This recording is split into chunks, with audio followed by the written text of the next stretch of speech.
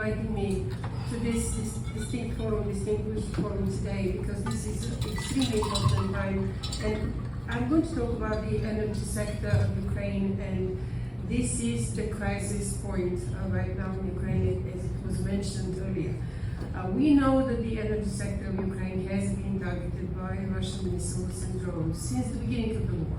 There was a lot of damage, but the system managed to survive. The workers of the energy enterprises, the state companies that connect the wires when they're destroyed or when they're cut, and restore facilities were doing heroic work for 2.5 years.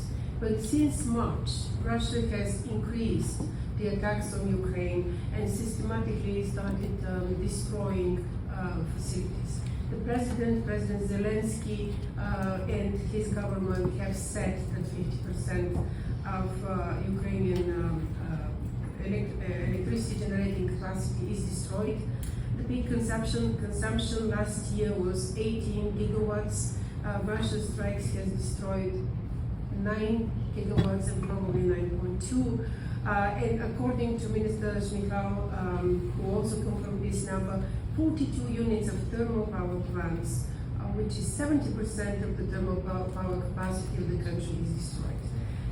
20 units of hydropower plants are damaged or destroyed, with a total capacity of 1.3 gigawatts. So this is very problematic, not only because of the destruction, but because of the fact that they're very difficult to restore. Takes time, takes a lot of energy and a lot of money to build another dam, to build another thermal power plant. Ukraine is buying energy now from the European Union. Just remember at the beginning of the offensive, the Russian offensive against Ukraine, for almost a year and a half, Ukraine was continuing to export electricity to the European market. It was managing to do this for quite some time. Now Ukraine has to buy energy from the European Union, and kudos to Poland and Moldova, Romania, Slovakia, and Hungary for stepping in and supplying electricity to their neighbor. But that's not going to be enough. Therefore, the government has instituted very severe restrictions of energy consumption, and the numbers are pretty staggering because last week, for example, there was no electricity for 78% of the time of the week. 70% of the hours of the week were without electricity. And this was throughout the country, including Kyiv, which was hit hard when the thermal power plant was destroyed a couple months ago by a Russian missile. Since then, it's been very difficult for Kyiv and for all other regions of Ukraine as well. Just a few days ago, on June 7, Russia attacked 2 oil deposits with drones. So far, 10 oil storage facilities have been attacked since the beginning of the war, and all refineries of Ukraine are destroyed very much in the first year of the war. Russian missiles and drones reach deep into Ukrainian territory. They're destroying the largest power plants in the country, but they're targeting mostly right now Kharkiv, Sumy, Chernihiv, Kherson, and Zaporizhia. These are the regions that they want to submit. They want to establish some kind of victory over these regions, expand the territory that's controlled by Russia, and then already we have talk by Russian officials around Putin that they want a peace talks with the respect, and Putin said that, preserving the status quo, meaning new realities on the ground. That's how he calls it. At the same time, the government is taking new measures to meet the energy crisis, because the expectation is that in the summer months, with air conditioning use, is going to be more energy deficit. And in the winter, of course, because of the heating that will be needed, more energy deficit with the rise as well. Minister Jurkiw emphasized the government meeting priorities. They have developed a program to strengthen the air defense system. This is what President Zelensky requested from his Western allies in Berlin this week.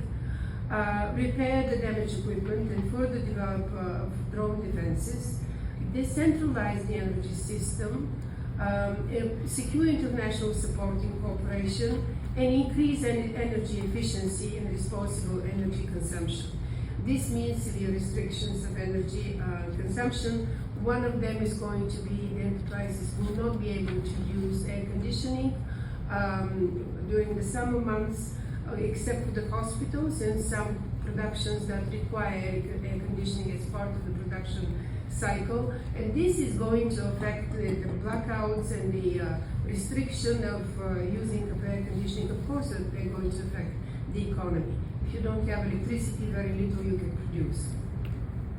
The consumption of energy is restricted also for the population, and this is particularly difficult for young families living on the 8th and 10th floor of apartment complexes without elevators and with much more higher need of using energy when they raise young children. So there is also a procedure that was approved to provide financial state support to individuals who install generating facilities from alternative energy sources, together with the storage in their households. Whether people are going to do that, we don't know. It's very risky to invest in your own household and develop renewable energy facilities when you don't know whether your house is going to survive the war. That's actually the case not only in the East but also in the West. There are several international agreements and also several initiatives internally. The Ukraine Energy Support Fund, for example, this is agreement with the European Commission and the Ministry of Energy of Ukraine. Also the Ukraine Facility, which is an initiative by the European Union, EU mechanism to help Ukraine in its recovery, reconstruction and modernization efforts. The Ukraine Facility will allow European Union to provide Ukraine with up to 50 billion in stable and predictable financial support between now and 27. And at the Ukraine Recovery Conference this week, President Ursula von der Leyen announced the signature of 1.4 billion in new guarantee and grant agreements to support Ukraine's recovery and reconstruction, which is part of the Ukraine Facility investment framework. This is private investments that are going to go into the Ukrainian energy sector. There is an agreement between Ukraine and France. They signed a grant agreement to help restore support critical information infrastructure and priority sectors of the economy. One of them is energy. A memorandum with EBRD was just signed for 300 million to go to the energy sector, and the government has approved a European 30 million euros from the German-based KfW for Ukrainian energy. So these are the main points about Ukraine, what is happening in Ukraine and how the energy sector is facing unprecedented crisis. But I want to add for 1 minute only the effect of the Ukrainian strikes on Russian energy facilities, because this is also bringing consequences for the Russian energy sector that are unprecedented. According to statistics, almost 1 million barrels per day reduction of capacity of Ukrainian refinery facilities. Of Russian refinery facilities has been recorded by energy companies. The capacity that is destroyed or under construction or repaired and hit again was estimated about 14%, but probably it's higher because the strikes are continuing, and this data is a little bit from at least a month ago. And Russian export of fuel, diesel and gasoline continues to shrink, and Russia resorted to importing fuel from Belarus and Kazakhstan. So this is having a very, very important impact on Russian energy sector, and as the sanctions have not been able to produce the effect that we wanted and we expected, Ukrainians are supplementing this, achieving their own goals. Of course, this is leading to more strikes, probably more revenge by Russia on Ukrainian energy sector. So until we see a really significant impact on Russian energy sector, and therefore on the budget and the revenues that are financing this war, probably we're not going to see stoppage of these strikes on critical infrastructure by Russia in Ukraine, and then vice versa by Ukraine and Russia. Thank you, Margarita. Another excellent presentation. Ariel.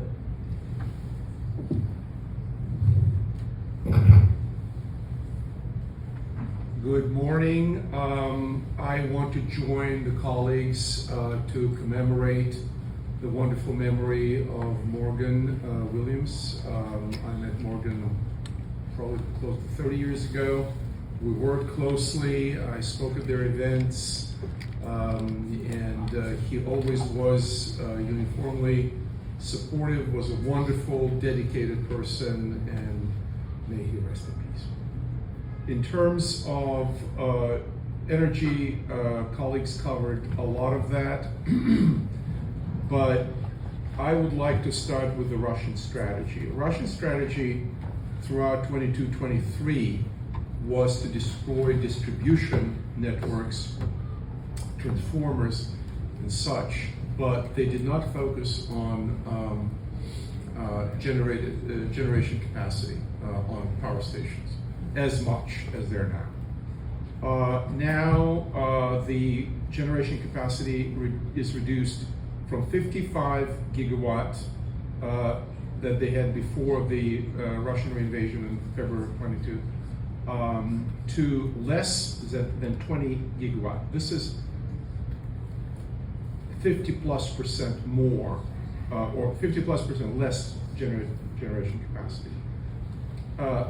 Zaporizhia nuclear power plant was occupied by the Russians. Kakhovka hydro plant is severely damaged. Luhansk, Ulegorsk,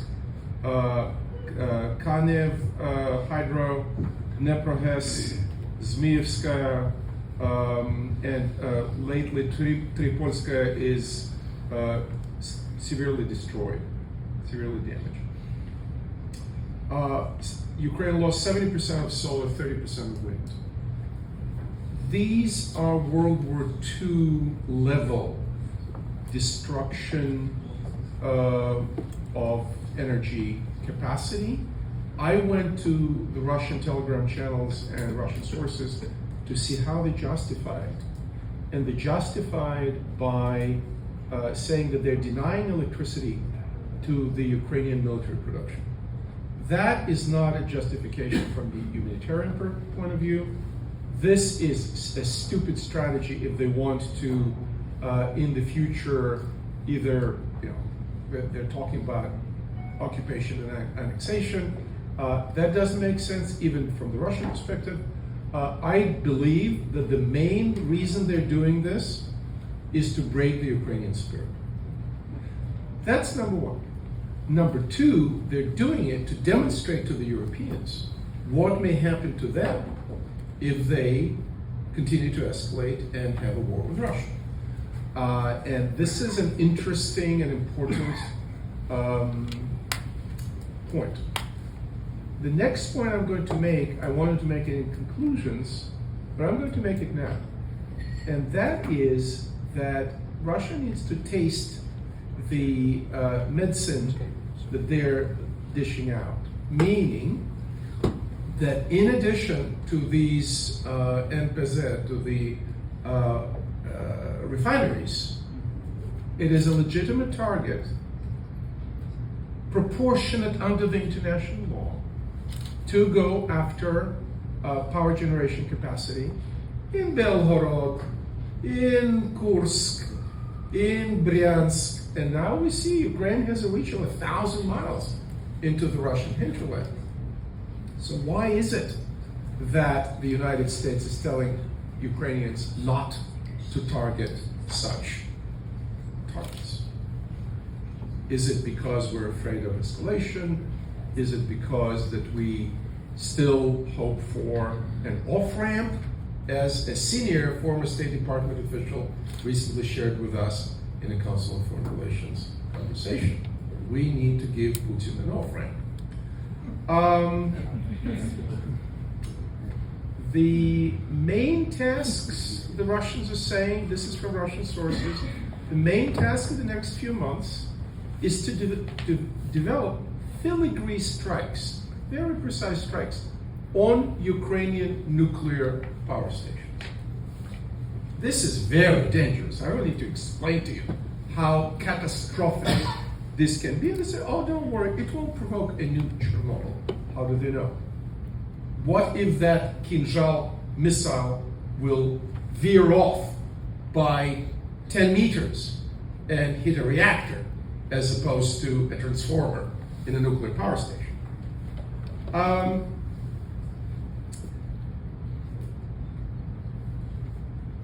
So, Energoatom lost Zaporizhia, Ukrhydro lost Kakhovka, and DTEC say they lost 80% of their generating capacity.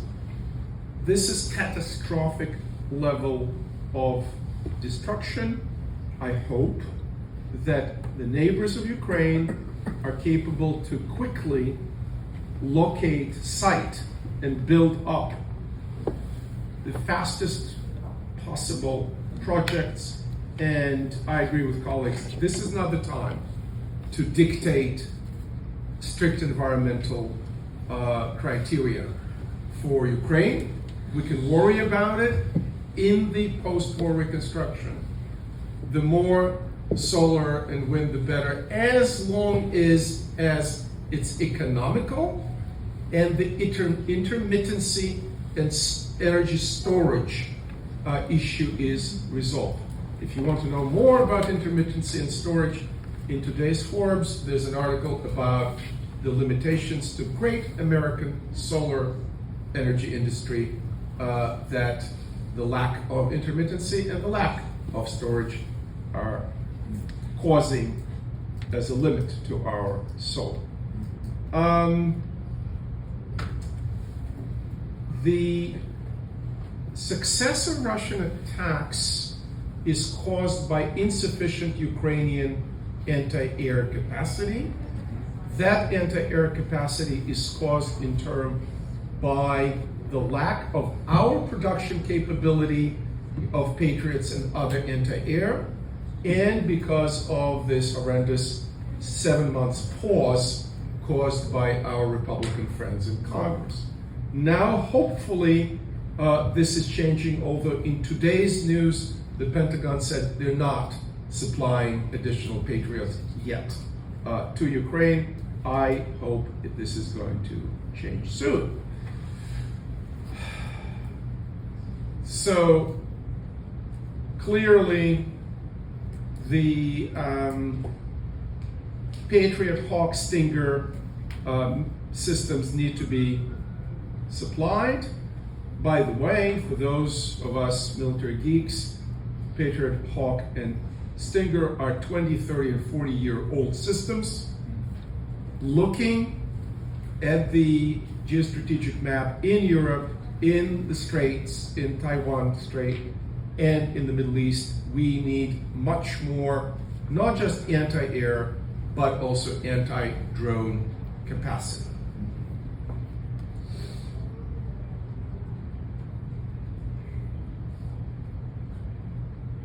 The estimated cost of destruction in the energy sector in Ukraine is 56.2 billion.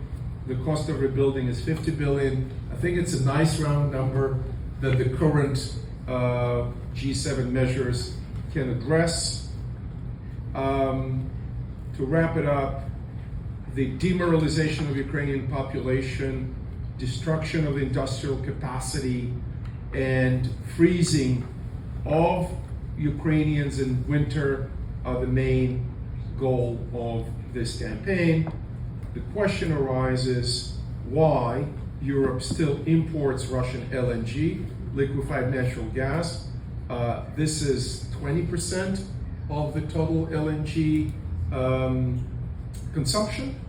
The question arises, as Europe is in a critical energy deficit, why the Biden administration, and I agree with everything John Herbst just said about kudos to the G7 decision, why the Biden administration froze the future approvals for LNG infrastructure. Yes, I do have an appropriate report at the Atlantic Council with John Roberts coming up in the next 7 weeks. But the point is, you don't signal to the Russians and to the Qataris and other terrorist supporters that you are withdrawing from the most lucrative LNG market in a critical strategic moment in time. And if we do that, which I hope we won't, that would deny tens of billions of dollars of revenue, tens of billions of dollars of tax revenue for the US Treasury, and overall, geoeconomically would be a silly move. In the reconstruction stage, Ukraine will need energy experts, engineers, and technicians. If anybody in this room, with friends and relatives, would volunteer, there will be jobs in Ukraine to rebuild it. Finally, Russia still draws a lot of its revenue from energy exports. I do believe that those companies in India, China, and elsewhere in the world that are buying Russian oil, LNG, uranium, by the way, Europe and the US still are buying Rosatom's uranium. It is very difficult. I know how difficult the supply chain is and how difficult it's going to be to rebuild a brand new supply chain, but we need an alternative to Russian uranium as well to deny that revenue as well. With that, I think I'm done. Thank you very much, and happy to answer questions. Let's do it now, because this is priority. Yeah, please.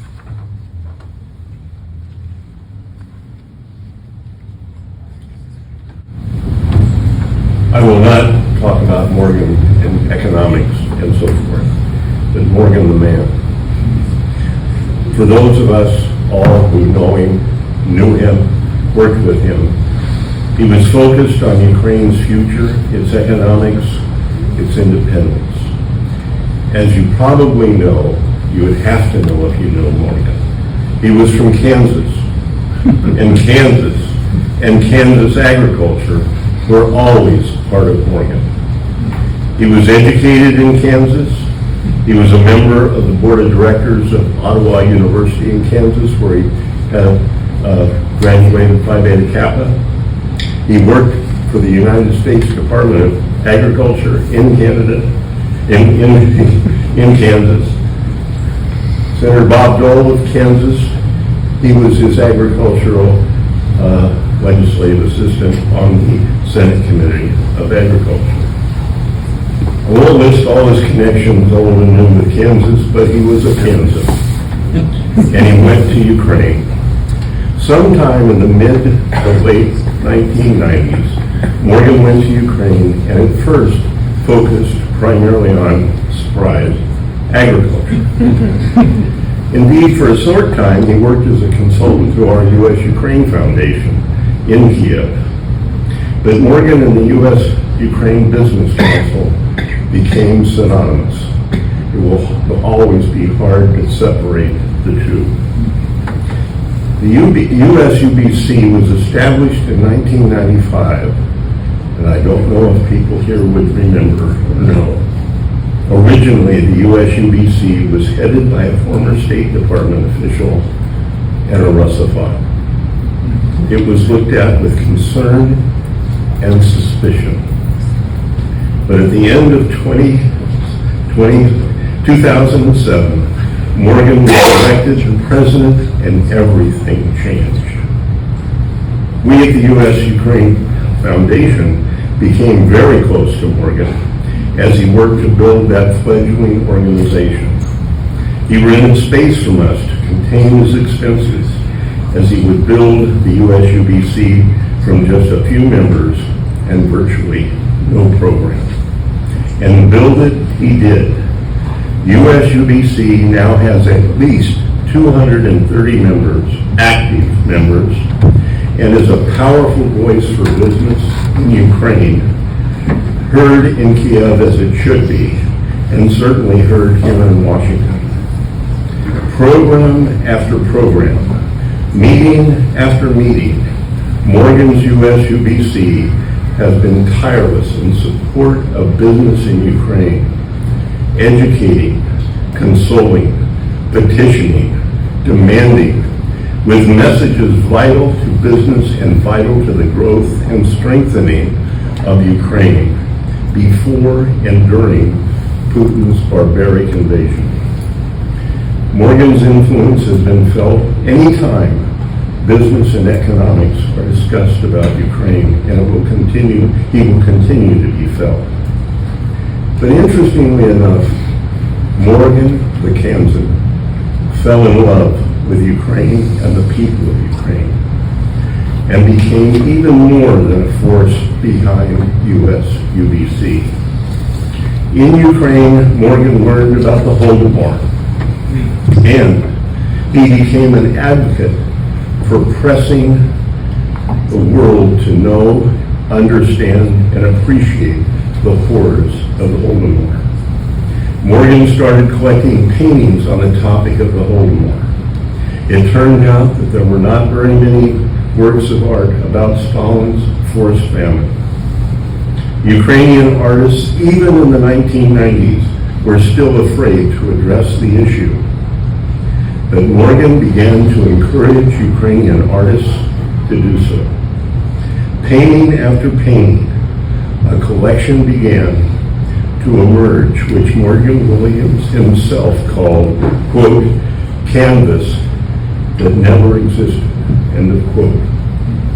Now Morgan's collection includes about 2,000 items, paintings, engravings, posters, and stamps about the Holodomor. This collection has been repeatedly exhibited in Ukraine and across the world, telling the truth about the genocide of Ukrainians in the language of paintings.